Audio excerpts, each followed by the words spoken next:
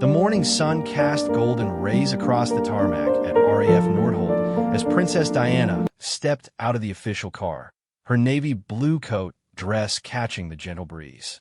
April 29th, 1985 marked the beginning of what would become one of the most photographed and talked about royal tours in recent memory.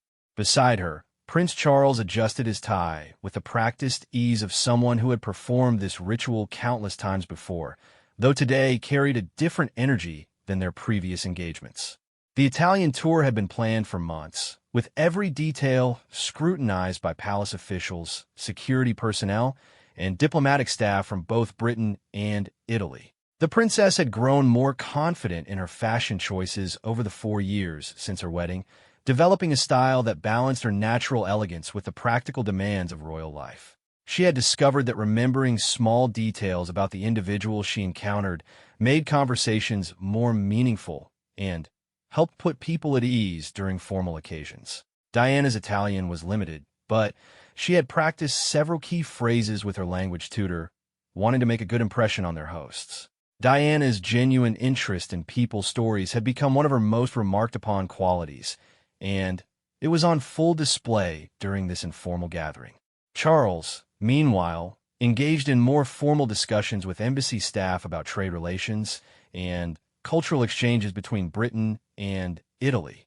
His conversations often touched on architecture and urban planning, subjects that had become passionate interests for the prince. He was particularly intrigued by Rome's efforts to balance preservation of its ancient heritage with the practical needs of a modern city.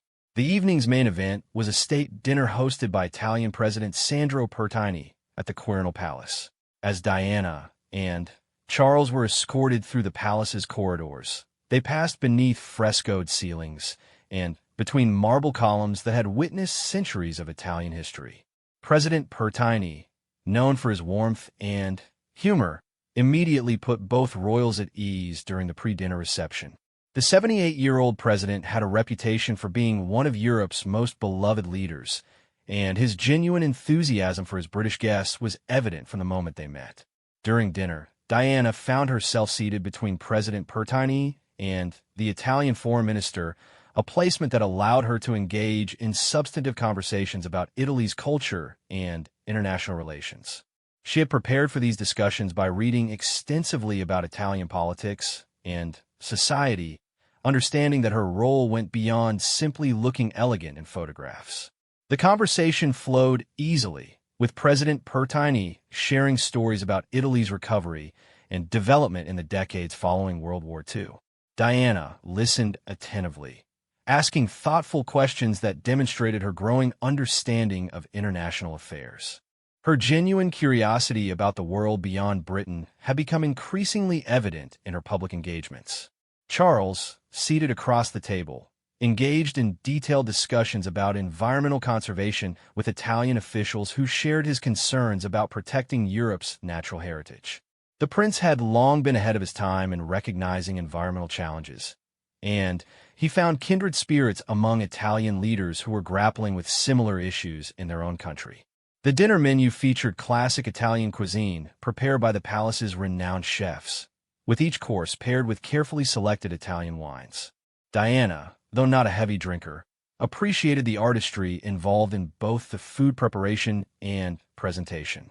She made sure to compliment their hosts on the exceptional meal, another small gesture that was noted and appreciated by everyone present. As the evening progressed, the conversation turned to cultural exchanges between Britain and Italy.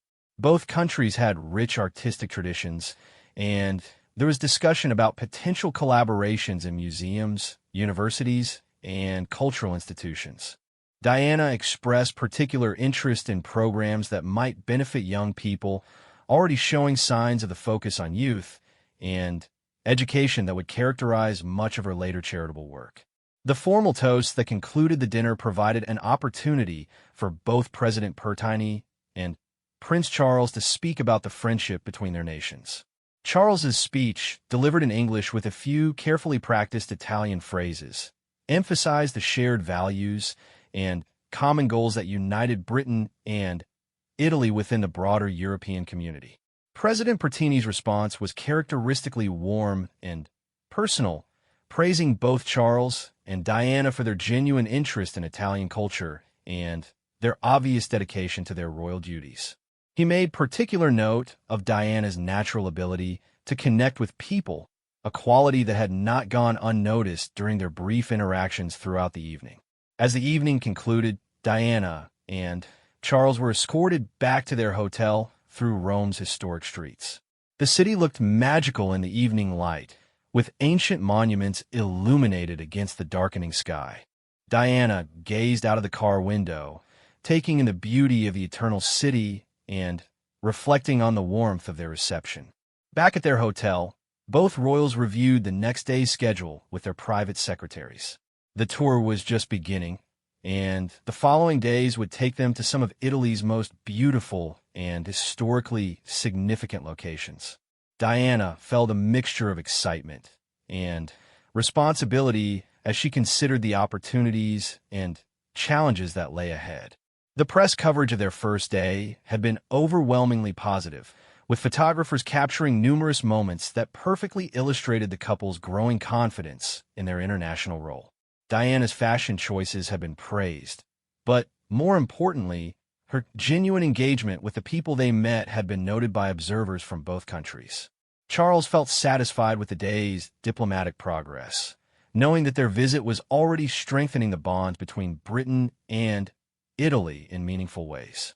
The conversations at dinner had covered substantial ground, and he sensed genuine enthusiasm among Italian leaders for increased cooperation across various fields. As they prepared for bed in their elegant hotel suite overlooking the Spanish Steps, both Diana and Charles could feel the success of their first day in Italy. The tour had begun exactly as they had hoped, with warm welcomes, productive meetings, and the kind of positive media coverage that helped advance Britain's interests abroad. Diana's diary entry that night, written in her characteristic careful handwriting, captured her impressions of Rome's beauty and the kindness of their Italian hosts. She noted her determination to learn more about Italian art and culture, recognizing that this trip was providing her with opportunities to expand her knowledge and understanding of the world. The princess had come a long way from the shy kindergarten teacher who had first captured the world's attention 4 years earlier. Her growth in confidence and capability was evident to everyone who observed her during official engagements, and this Italian tour was providing a perfect stage for demonstrating her development as a working member of the royal family. Tomorrow would bring new challenges and opportunities as they traveled to Florence, the birthplace of the Renaissance, and home to some of the world's greatest artistic treasures. Diana fell asleep looking forward to exploring the city that had given the world Michelangelo, Leonardo da Vinci, and countless other masters whose work she had studied and admired from afar. The first day of their Italian adventure had exceeded all expectations, setting the stage for what would become one of the most memorable royal tours of the 1980s. As Rome settled into peaceful quiet outside their hotel windows, both royals rested well, knowing they had successfully begun what promised to be an extraordinary journey through one of Europe's most beautiful and historically significant countries. The early morning train journey from Rome to Florence provided Diana and Charles with their first opportunity to see the Italian countryside in all its spring glory. The royal train, a special service arranged by the Italian government, traveled through rolling hills dotted with olive groves and vineyards, offering breathtaking views that had inspired artists and writers for centuries. Diana positioned herself by the window, fascinated by the changing landscape as they moved north toward Tuscany. The princess had developed a deep appreciation for natural beauty during her childhood in the English countryside, and Italy's pastoral scenes reminded her of peaceful walks through the grounds of her family's Althorpe estate. She made notes in a small leather journal, documenting her observations for future reference and personal reflection. Charles utilized the journey time to study detailed briefing materials about their upcoming visits to Florence's most significant cultural sites. The prince had visited Florence before, but never in an official capacity with such an extensive program planned.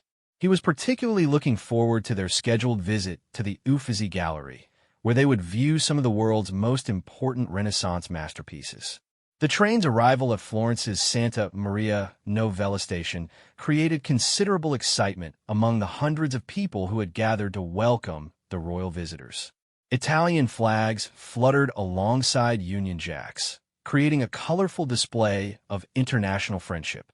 Local officials, dressed in their finest formal wear, stood ready to escort the royal couple to their first appointment of the day. Diana emerged from the train wearing a bright yellow ensemble that seemed to capture the Tuscan sunshine itself.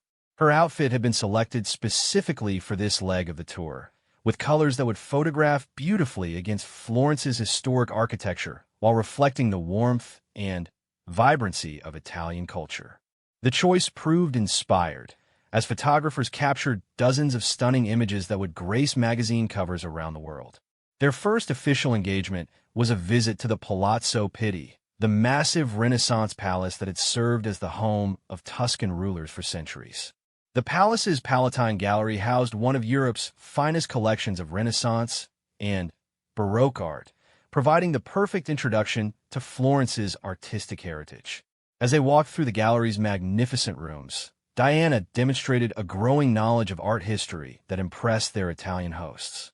She had spent considerable time studying before the trip, working with art historians and museum curators to develop a deeper understanding of the periods and styles they would encounter. Her thoughtful questions about specific paintings revealed genuine interest rather than polite protocol. The gallery's curator, Professor Alessandro Cani, found himself engaged in an unexpectedly detailed discussion with the princess about the techniques used by Renaissance masters. Diana's curiosity about the practical aspects of painting, how artists mix their colors, prepare their canvases, and developed their distinctive styles, led to conversations that went far beyond the usual royal tour format. Charles, meanwhile, examined the palace's architecture with his characteristic attention to detail. His discussions with Italian architects and historians covered the building's evolution over several centuries and its influence on European palace design. The prince's passionate interest in traditional building techniques and urban planning created opportunities for meaningful exchanges with Italian experts who shared his concerns about preserving architectural heritage. One particularly memorable moment occurred when they encountered a group of art students who were sketching in the gallery as part of their studies. Diana approached the young artists with genuine curiosity about their work, spending several minutes examining their drawings and discussing their techniques. Her natural ability to connect with people of all ages was evident as she encouraged the students and asked about their artistic goals. The students, initially overwhelmed by the unexpected royal attention, quickly relaxed in Diana's presence. She asked about their favorite artists and the challenges they faced in developing their skills. One young woman, studying painting at Florence's Academy of Fine Arts, found herself in conversation with the princess about the difficulties of mastering color theory. Diana listened attentively, asking questions that demonstrated her growing understanding of artistic education. Charles joined the conversation, sharing his own experiences with watercolor painting and the meditative qualities he found in artistic expression. His encouragement of the students' work and his genuine interest in their studies created a warm, informal atmosphere that delighted both the young artists and their professors who were observing nearby. Following their visit to the Palazzo Pitti, the royal couple traveled across Florence to the Uffizi Gallery, arguably the world's most important repository of Renaissance art. The gallery's director, Dr. Anna Maria Petrioli Tefani, personally guided them through selected rooms housing works by Botticelli, Leonardo da Vinci, Michelangelo, and other masters whose names have become synonymous with artistic genius. Standing before Botticelli's The Birth of Venus, Diana found herself moved by the painting's beauty and symbolic power. Dr. Petrioli Tefani explained the work's mythological themes and its significance in Renaissance thinking, while Diana asked about the model who had posed for Venus and the painting's reception when it was first displayed. Her questions revealed a growing sophistication in her approach to art appreciation. Charles was particularly drawn to the gallery's collection of architectural drawings and studies, examining Leonardo da Vinci's sketches with fascination. His discussions with the curator covered Leonardo's innovations in engineering and urban planning, subjects that aligned with the prince's own interests in sustainable development and thoughtful design. The conversation continued for much longer than scheduled, as Charles found himself deeply engaged with Leonardo's visionary approaches to solving practical problems. The afternoon brought a change of pace with a visit to the historic Mercato Central, Florence's central market where local vendors have been selling fresh produce, meats, and specialty foods for generations. This informal stop provided an opportunity for Diana and Charles to interact with ordinary Florentines and experience the daily life of the city. Diana's natural warmth and curiosity made her an instant hit with market vendors and shoppers alike. She sampled local cheeses and olives, praised the quality of fresh vegetables, and admired handmade pasta that was being prepared on site. Her genuine appreciation for Italian cuisine and her attempts to communicate in basic Italian phrases created moments of delightful connection with people who had never expected to meet royalty. One elderly vendor, selling herbs and spices that filled the air with wonderful aromas, presented Diana with a small bouquet of fresh basil and oregano. The princess accepted the gift with obvious pleasure, inhaling the herb's fragrance and expressing her gratitude in carefully practiced Italian. The moment was captured by photographers and became one of the most widely published images from the entire Italian tour. Charles engaged with vendors selling traditional Tuscan products, particularly those specializing in olive oil and wine. His questions about agricultural methods and regional specialties led to detailed conversations about farming practices and the challenges facing Italian agriculture. The prince's environmental concerns and interest in sustainable farming found receptive audiences among people who work the land for their livelihood. The visit to the market demonstrated the royal couple's ability to adapt their formal diplomatic mission to include genuine human connections. Their security detail worked skillfully to maintain safety while allowing natural interactions to occur, creating opportunities for spontaneous moments that couldn't have been scripted by palace officials. Evening brought them to the Teatro della Pergola for a special performance of excerpts from classic Italian operas. The historic theater, with its elegant boxes and ornate decorations, provided a perfect setting for experiencing Italy's rich musical heritage. Diana wore a stunning burgundy gown that complemented the theater's red velvet seating and gold trim, creating a visual harmony that photographers captured beautifully. The performance featured some of Italy's most promising young opera singers, performing arias from works by Verdi, Puccini, and other masters of Italian opera. Diana, though not particularly knowledgeable about opera before the trip, had prepared by listening to recordings and reading about the art form. Her obvious enjoyment of the music was evident to everyone in the theater. During intermission, the royal couple met with the performers and the theater's artistic director. Diana's questions about vocal training and the demands of opera singing revealed her growing appreciation for the dedication required to excel in classical music. She was particularly interested in learning about the educational programs that helped young singers develop their talents. Charles, a longtime classical music enthusiast, engaged in detailed discussions about the preservation of traditional opera and the challenges facing classical music in an increasingly commercial entertainment world. His support for arts education and cultural preservation found strong echoes among Italian cultural leaders who were fighting similar battles in their own country.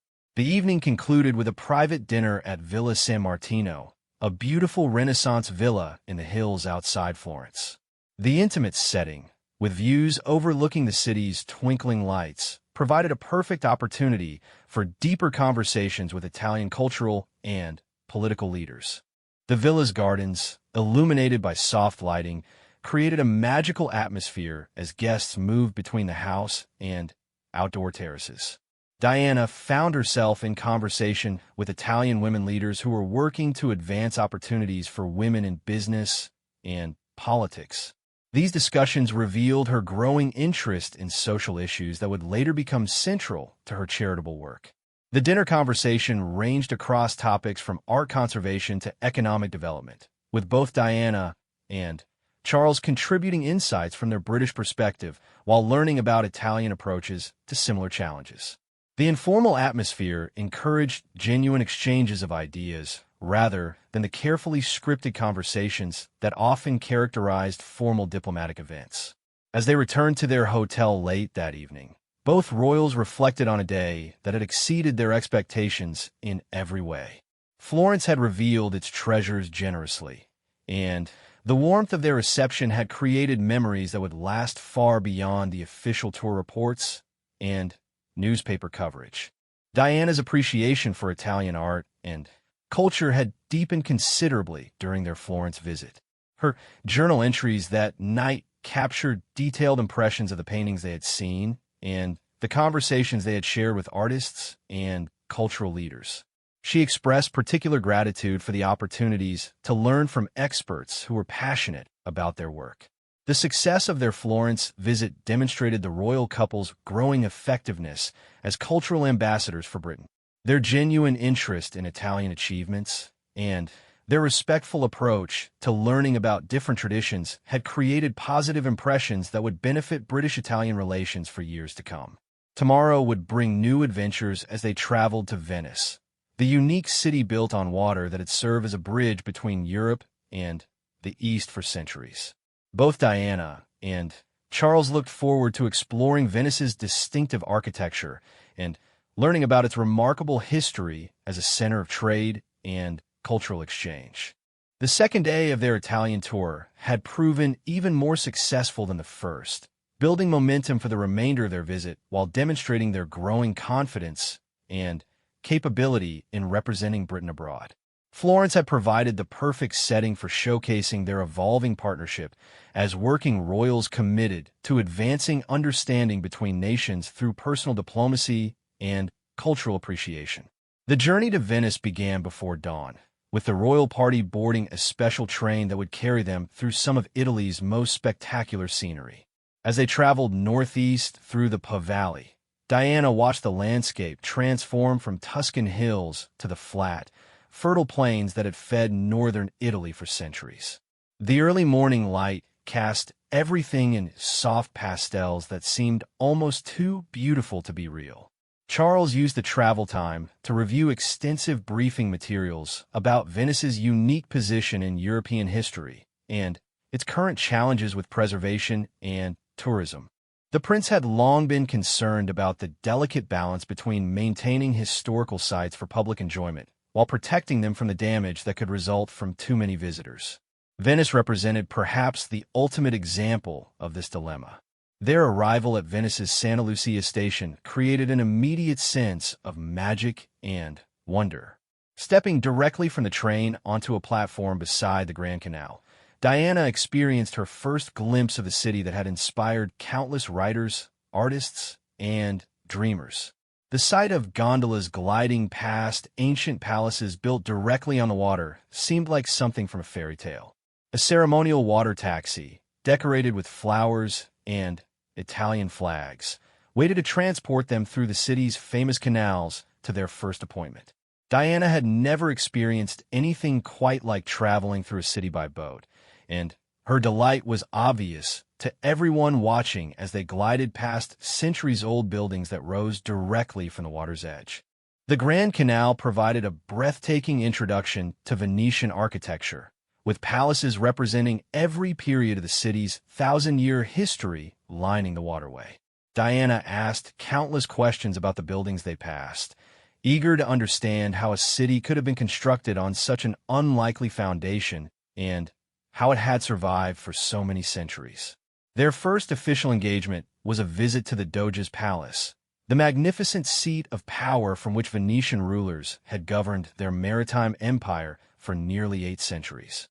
The palace's stunning Gothic architecture and elaborate decorations provided a perfect introduction to Venice's golden age as one of Europe's most powerful and prosperous cities.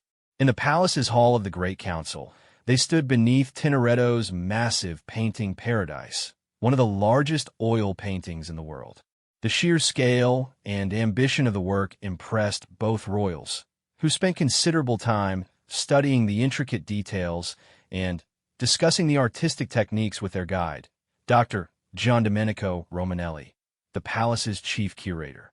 Diana was particularly fascinated by the stories of the doges themselves, the elected rulers who had guided Venice through centuries of triumph and challenge. The Patriarch of Venice, Cardinal Marco Tsa, personally guided them through the church, explaining the religious symbolism and artistic significance of the various decorative programs. The princess asked thoughtful questions about the role of the church in Venetian society and the preservation challenges posed by the building's age and the city's unique environment. Charles was particularly interested in the basilica's architecture and its relationship to similar buildings in Constantinople and the Eastern Mediterranean.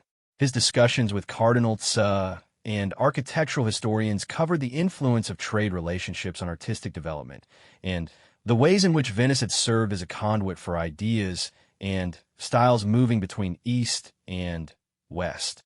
The afternoon brought a visit to the island of Murano, famous for its centuries-old tradition of glass-making. The short boat journey across the Venetian lagoon provided spectacular views of the city from the water, with its distinctive skyline of domes and bell towers rising from the sea like a vision from another world. At the Murano Glass Museum, Diana watched master craftsmen demonstrate techniques that had been passed down through generations of artisan families. The skill and artistry required to create the delicate, colorful glass pieces impressed her enormously, and she asked detailed questions about the training and apprenticeship systems that preserve these traditional skills. One particularly memorable moment occurred when Maestro Paolo Vanini, one of Murano's most respected glass artists, invited Diana to try her hand at glass blowing. With careful guidance and obvious nervousness, the princess attempted to shape molten glass, creating a small, imperfect bowl that she treasured as a tangible connection to Venetian craftsmanship. Charles engaged in extensive discussions with the museum's directors about the economic challenges facing traditional crafts in the modern world. His concerns about preserving artisanal skills and supporting communities built around traditional trades found receptive audiences among people who were fighting to maintain their heritage in an increasingly globalized economy. The visit to Murano demonstrated the royal couple's ability to appreciate not just the great monuments and famous artworks they encountered, but also the living traditions that continued to flourish in Italian communities.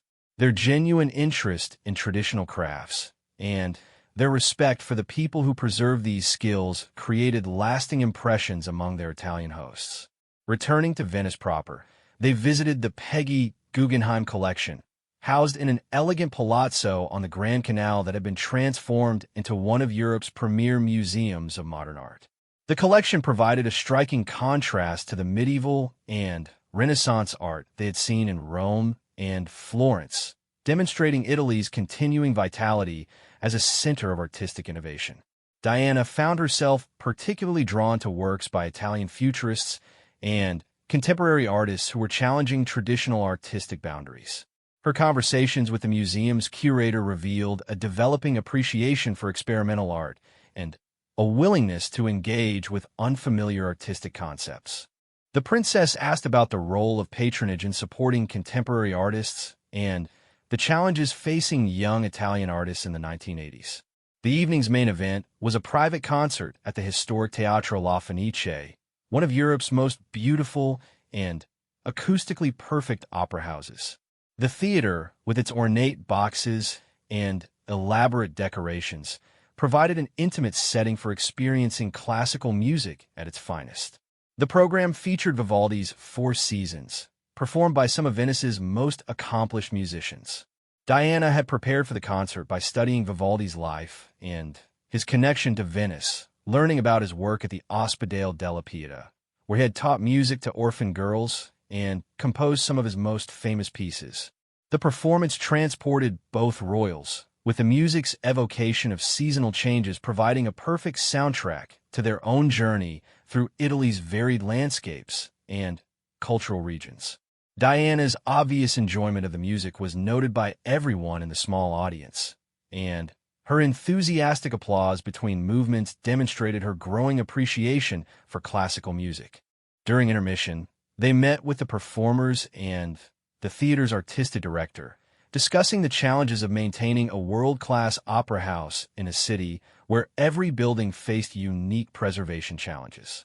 Charles's questions about acoustics and architecture led to fascinating conversations about the relationship between building design and musical performance. The concert concluded with an unexpected surprise when the musicians performed a brief piece that had been specially composed for the royal visit. The contemporary work, written by a young Venetian composer, incorporated themes from British folk music alongside traditional Italian melodies, creating a musical bridge between the two cultures that perfectly captured the spirit of their visit. Following the concert, a small reception was held in one of the theater's elegant salons, where Diana and Charles had opportunities for more intimate conversations with Venetian cultural leaders.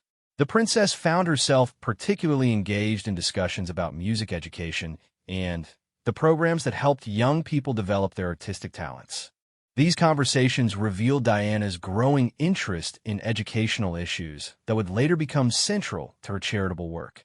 Her questions about access to music education and support for talented young people from disadvantaged backgrounds demonstrated the development of social consciousness that would define much of her future public work.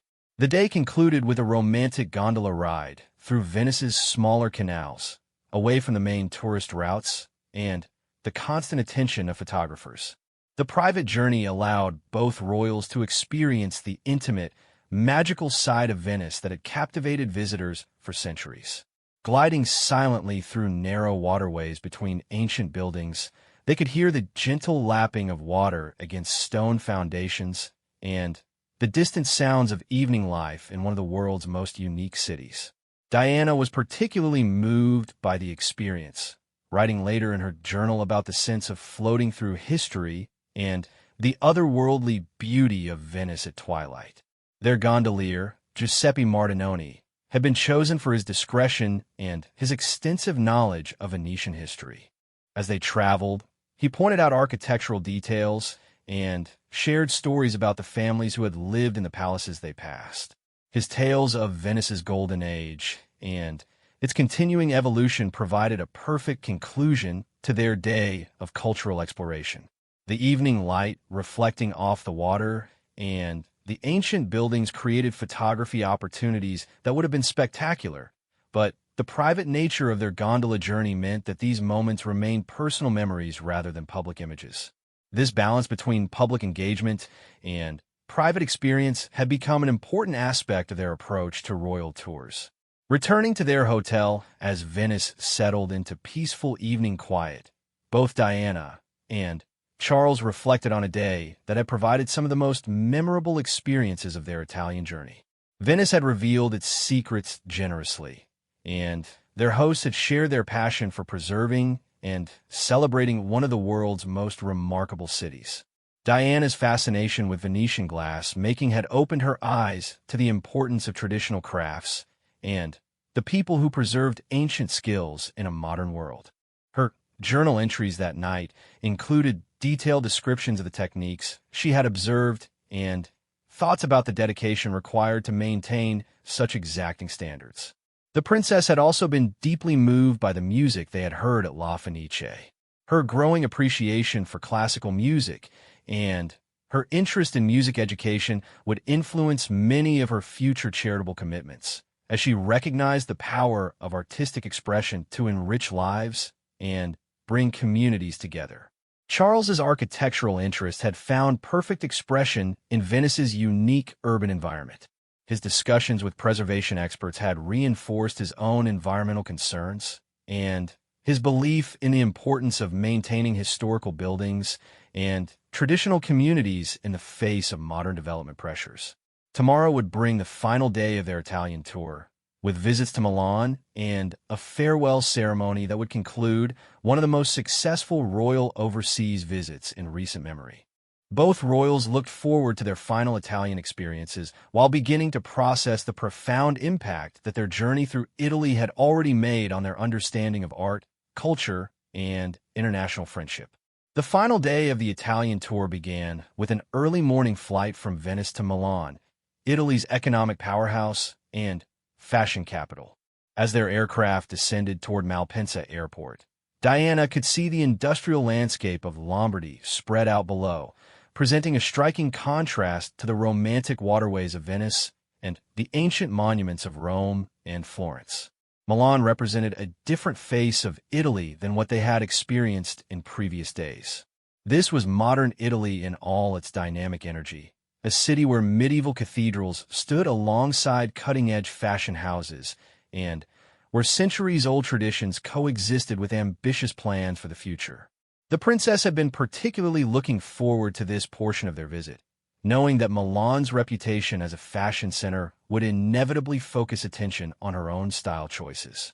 The weather had turned dramatically cooler, with gray clouds gathering overhead and a brisk wind that made Diana grateful for her stylish but practical coat. The outfit selected for their Milan visit had been chosen with great care, balancing sophistication with approachability while nodding to Italian fashion sensibilities without appearing to favor any particular designer or house. Their first engagement was a visit to the magnificent Gothic cathedral known as the Duomo, one of the largest and most ornate churches in the world. The cathedral's elaborate spires and countless statues created a forest of stone that seemed to reach toward heaven itself. Diana had studied photographs of the Duomo before their visit, but nothing had prepared her for the overwhelming impact of seeing the massive structure in person. Archbishop Carlo Maria Martini personally welcomed them to the cathedral, leading them through the vast interior while explaining the building's 8th-century construction history. The archbishop, known throughout Italy for his scholarly approach to theology and his progressive social views, engaged both royals in discussions that went far beyond architectural appreciation to explore the role of faith in contemporary society. Diana was particularly moved by the cathedral's Trivulzio candelabrum, a massive bronze masterpiece that demonstrated the artistic achievements possible when religious devotion combined with technical skill and unlimited resources. Her questions about the craftsmen who had created such elaborate works revealed her growing appreciation for the anonymous artists whose talents had enriched European civilization for centuries.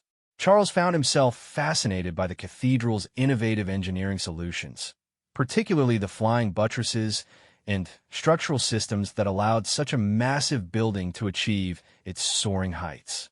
His discussions with the cathedral's architect covered both historical building techniques and contemporary preservation challenges, including the ongoing battle against air pollution that threatened the intricate stone carvings. The climb to the cathedral's roof provided breathtaking views across Milan's urban landscape, where medieval buildings stood alongside modern skyscrapers in a testament to the city's continuing evolution. Diana was struck by the contrast between the ancient stone forest of spires and statues surrounding them and the bustling modern city spread out below.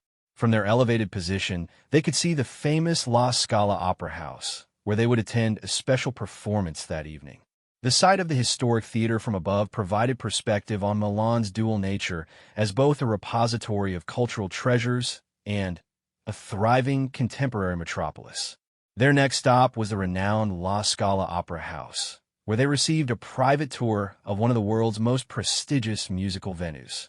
The theater's relatively modest exterior gave no hint of the opulent interior, with its distinctive red velvet seats and elaborate gold decorations creating an atmosphere of intimate grandeur. La Scala's general director, Carlo Maria Bedini, guided them through the theater's backstage areas, explaining the complex logistics required to mount world-class opera productions. Diana was fascinated by the costume workshops and rehearsal studios where some of opera's greatest performers had prepared for their most memorable roles. The theater's museum housed an extraordinary collection of musical instruments, costumes, an artifact from opera's golden age. Diana spent considerable time examining gowns worn by legendary sopranos, asking detailed questions about the relationship between costume design and character development in operatic performance.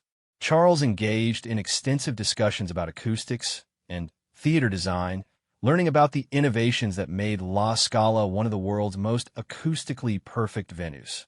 His architectural interests found perfect expression in conversations about the relationship between building design and musical performance. One particularly touching moment occurred when they met Morella Freni, the beloved Italian soprano who was preparing for that evening's performance. Diana's genuine admiration for Freni's artistry and her thoughtful questions about the demands of operatic singing created an immediate connection between the two women.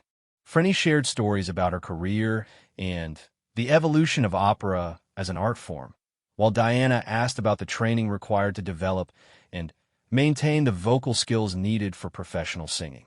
Their conversation revealed the princess's growing appreciation for the dedication and sacrifice required to achieve excellence in any artistic field. The afternoon brought a complete change of pace with visits to several of Milan's most important fashion houses.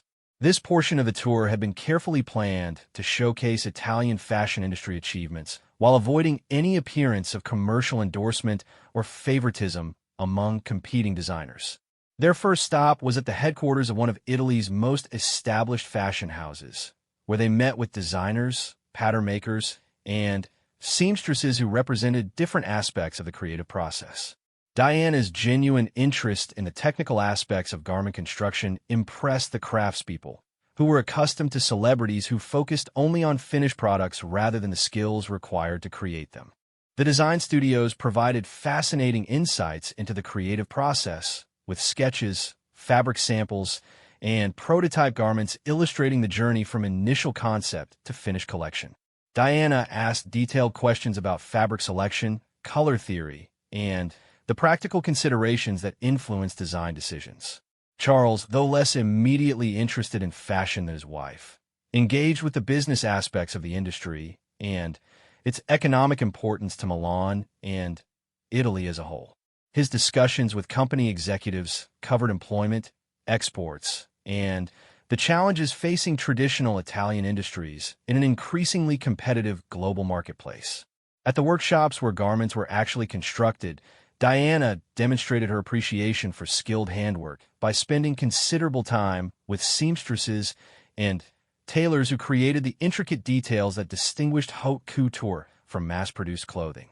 Her recognition of their artistry and her genuine interest in their techniques created memorable moments for people who rarely receive such recognition for their specialized skills.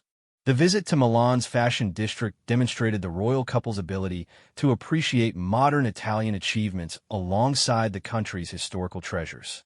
Their respectful engagement with contemporary culture and industry showed a sophisticated understanding of Italy's complex identity as both a guardian of tradition and an innovator in modern design. The evening's culminating event was the special gala performance at La Scala, featuring excerpts from classic Italian operas performed by the theater's most distinguished artists. Diana wore a stunning midnight blue gown that perfectly complemented the theater's opulent interior while making a subtle statement about British fashion sensibility.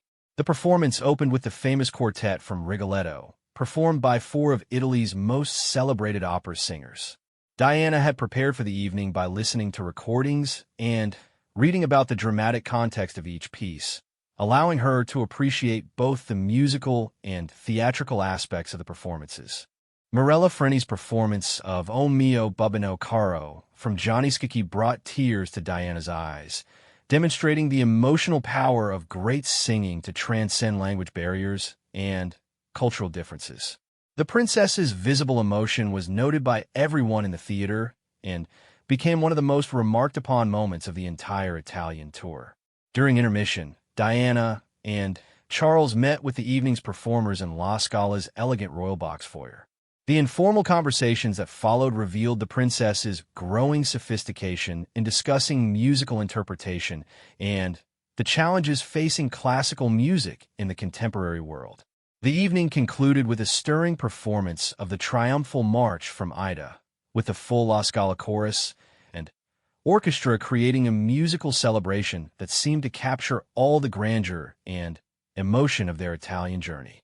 The standing ovation that followed lasted for several minutes, with the audience clearly moved by both the musical performance and the symbolic importance of the occasion.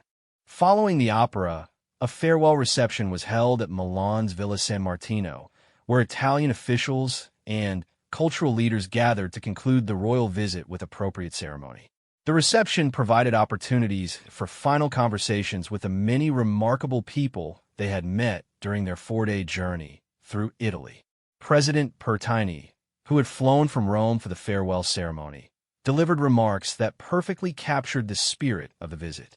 His words praised both Diana and Charles for their genuine interest in Italian culture and their obvious dedication to strengthening the bonds between their two countries. Charles's response, delivered partly in Italian that he had been practicing throughout the tour, emphasized the profound impact that Italy had made on both of them. His speech acknowledged the generosity of their hosts and the inspiration provided by Italy's artistic heritage, while expressing hopes for continued cultural exchange and cooperation. Diana's brief remarks, spoken without prepared text, came directly from the heart and clearly moved many in the audience. Her appreciation for the warmth of their reception and her obvious emotion in saying goodbye demonstrated the genuine connections that had been formed during their visit. The gifts exchanged during the farewell ceremony reflected the personal nature of relationships that had developed over 4 days. Diana received a beautiful piece of Murano glass created specially for the occasion, while Charles was presented with a first-edition volume of architectural drawings from Renaissance masters. As their aircraft prepared for departure from Malpensa Airport, both royals reflected on a tour that had exceeded every expectation. Italy had revealed itself as a country of extraordinary beauty and cultural richness, but more importantly, they had encountered people whose passion for their heritage and openness to friendship had created memories that would last forever. Diana's final journal entries about the Italian tour captured her sense of personal growth and expanding horizons. The experiences of the past 4 days had introduced her to new ways of thinking about art, culture, and international friendship. Her appreciation for Italian achievements had deepened her understanding of her own role as a cultural ambassador for Britain. The princess had also discovered talents and interests that would influence her future charitable work and public engagements. Her connection with artists, craftspeople, and cultural educators had revealed the power of creative expression to build bridges between different communities and backgrounds. Charles felt equally satisfied with both the diplomatic achievements and personal enrichment provided by their Italian journey.